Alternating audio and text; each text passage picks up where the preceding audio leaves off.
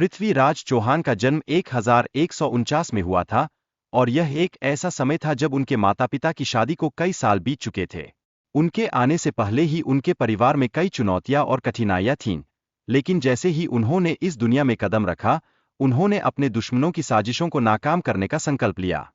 बचपन से ही उन्होंने युद्ध और शस्त्र विद्या की शिक्षा अपने गुरु राम जी से ग्रहण की। यह वह समय था जब उनकी साहसिकता और युद्ध कला में निपुणता ने उन्हें एक असाधारण व्यक्तित्व बना दिया। वे अपने समय के सर्वश्रेष्ठ योद्धाओं में से एक बनते गए और उनके अद्वितीय कौशल ने उन्हें खास पहचान दिलाई।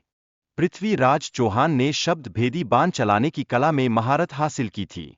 यह एक ऐसा कौशल था जिसमें वे बिना देखे भी सटीक निशाना लगा सकते थे।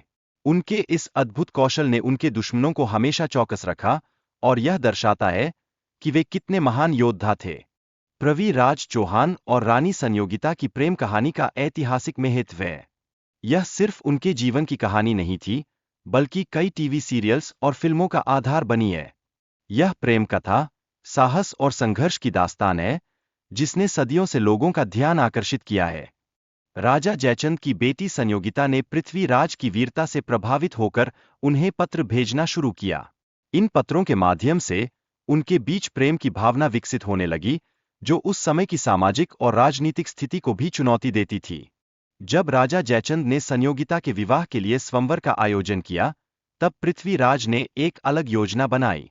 उन्होंने क्रूर राजा जयचंद के खिलाफ अपने कदम उठाने का निश्चय किया, जो उनके साहस और बुद्धिमत्ता को दर्शाता है।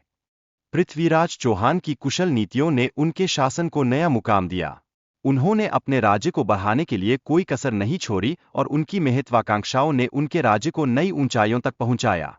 लेकिन पंजाब पर राज करने की इच्छा ने चौहान को मोहम्मद गौरी पर आक्रमण करने के लिए मजबूर किया। इस युद्ध में उनकी सेना की शक्ति और रणनीति ने महत्वपूर्ण भूमिका निभाई और यह उनके युद्ध कौशल का खुलासा करता है। तराइन का युद्ध वह निर्णायक क्षण था जिसमें पृथ्वीराज चौहान और मोहम्मद गौरी के बीच भयंकर संघर्ष हुआ। यह कहा जाता है कि चौहान ने गौरी को 17 बार पराजित किया था, जो उनकी बहादुरी और कौशल का प्रमाण है। हालांकि पृथ्वीराज चौहान ने अपने अपमान के बाद अन्य राजपूतों से मदद मांगी, लेकिन दुर्भाग्यवश कोई भी उनकी सहायता के लिए आगे नहीं आया। यह एक कठिन समय था जब उन्हें अकेले ही अपने दुश्मनों का सामना करना पड़ा। गौरी ने चौहान की आंखें जलाने का आदेश दिया, लेकिन पृथ्वीराज ने दुश्मन के सामने आत्मविश्वास के साथ खड़ा रहना जारी रखा। उनकी साहसिकता ने उस समय के युद्ध के मैदान में एक अलग उत्साह भर दिया। चंद्रवरदाई ने पृथ्वीराज चौहान की विशेष तीरंदाजी कौशल की बात की, जिससे गौरी को उनकी क्षमता पर विश्वास हुआ। यह कौशल ही उन्हें एक महान योद्धा बनाता है, जिसने दुश्मनों के बीच उनकी पहचान को और अधिक मजबूत किया।